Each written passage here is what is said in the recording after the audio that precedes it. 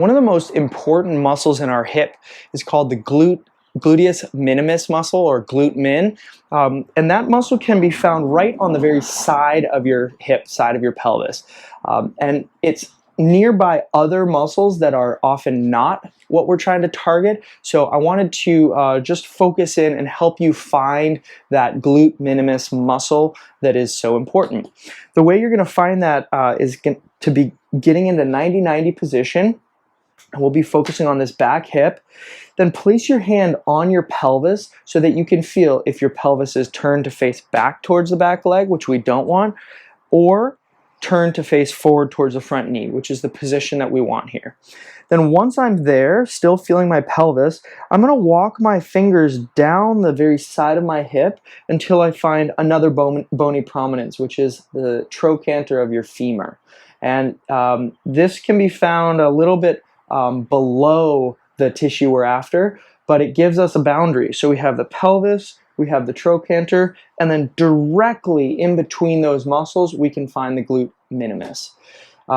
You'll usually want to use a thumb to push into that tissue strongly enough that you can really feel that the thumb is into relaxed tissue and you're not contracting that tissue.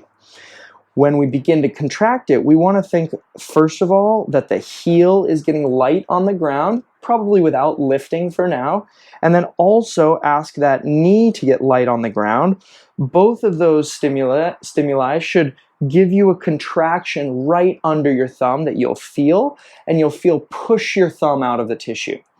Then, when you reach the level of intensity that you're after, you'll slowly relax that contraction and therefore allow your thumb back into the tissue.